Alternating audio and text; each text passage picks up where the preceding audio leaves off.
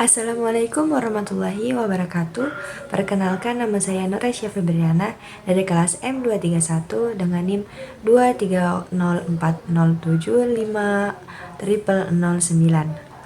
Baik, di sini saya akan menjelaskan 4 artikel yang telah saya analisis. Adapun artikel yang pertama mengenai penerapan strategi manajemen kelas dalam pembelajaran Al-Quran Hadis pada siswa di MTS Al-Hidayah Sukabumi, Pakuan Ratu.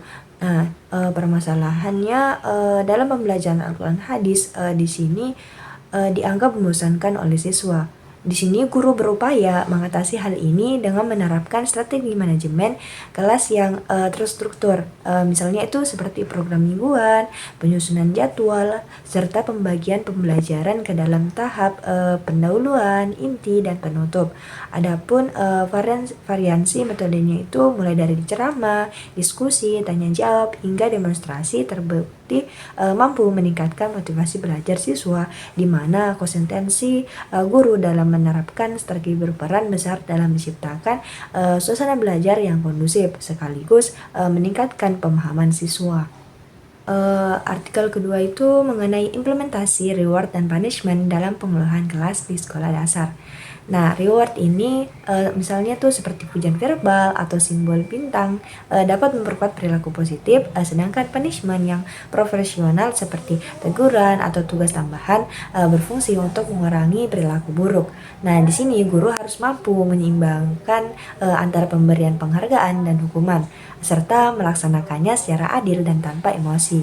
Dengan begitu, siswa tidak hanya termotivasi untuk belajar, tetapi juga belajar mengetahui tanggung jawab atas perilakunya. Nah, strategi ini juga menekankan bahwa guru berperan penting dalam pembentukan karakter siswa melalui pendekatan yang mendidik. Adapun artikel yang ketiga itu strategi efektif dalam pengelolaan kelas untuk meningkatkan keterlibatan siswa dalam proses pembelajaran.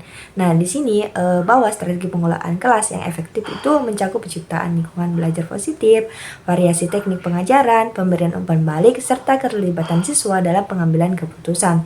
Nah, teori dapat juga menjadi panduan awal yang bermanfaat, meskipun perlu diuji secara empiris di lapangan agar efektivitasnya benar-benar terbukti. Nah, artikel ini menekankan pentingnya melihat manajemen kelas tidak hanya sebatas kontrol, tetapi sebagai sarana mendorong partisipasi siswa dalam proses belajar.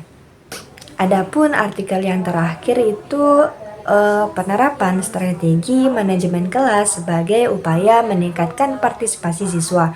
Nah, upayanya itu seperti pengaturan tempat duduk, komunikasi interaktif, serta pembelajaran berbasis proyek terbukti dapat membuat siswa lebih aktif.